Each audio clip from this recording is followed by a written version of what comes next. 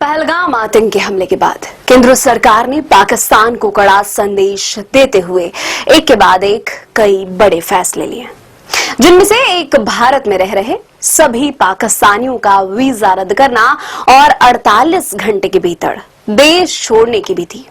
ऐसे में social media पर सीमा हैदर को लेकर बयानबाजी शुरू हो गई कि सीमा हैदर को भी पाकिस्तान वापस जाना पड़ेगा, जहां उसके पहले पति ने पाकिस्तान से कई वीडियो जारी कर रहा था और कह रहा था कि सीमा को आने दो, खूब पिटूंगा। अब सीमा हैदर की हाल ही में हुई बच्ची को लेकर एक बड़ा दावा सामने आया है। सीमा हैदर का केस लड़ रहे वकील एपी सिंह ने दावा किया कि नोएडा में 18 मार्च को जन्मी बच्ची का उत्तर प्रदेश सरकार ने जन्म प्रमाण पत्र बना दिया है। ऐसे में अब भारत की नागरिक कहलाएगी।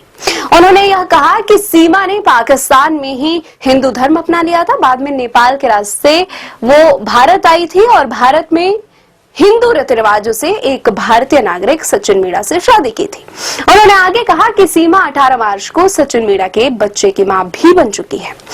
बच्ची का नाम भारती रखा गया है, जिसका अर्थ मीरा होता है। उत्तर प्रदेश सरकार ने बच्ची के लिए जन्म प्रमाण पत्र भी जारी कर दिया है। 26 अप्रैल को सीमा ने भारत में रहने के लिए सरकार से अपील की थी। उन्होंने कहा कि कुछ लोग सीमा को पहलगाम आतंकी हमले से जोड़कर निशाना बना रहे हैं, जो कि दुखद है, लेकिन यह पूरी तरह से गलत है।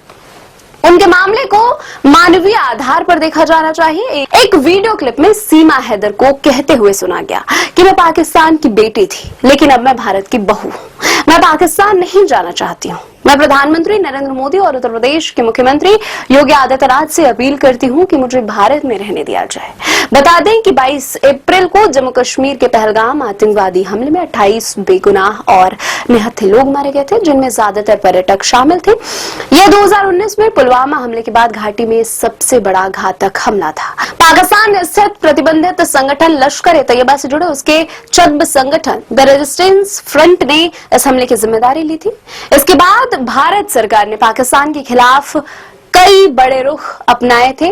उन्होंने सार्क वीजा छूट की नीति के तहत पाकिस्तानी नागरिकों को दी जा रही सुविधा समाप्त कर दी थी। इस निर्णय के अनुसार अब पाकिस्तानी नागरिक इस छूट के अंतर्गत भारत की यात्रा नहीं कर सकेंगे। वहीं जो पाकिस्तानी नागरिक पहले से सुविधा के तहत भारत में मौजूद थे, उन्हें 1 सप्ताह के भीतर देश छोड़ने का आदेश पारित किया गया था।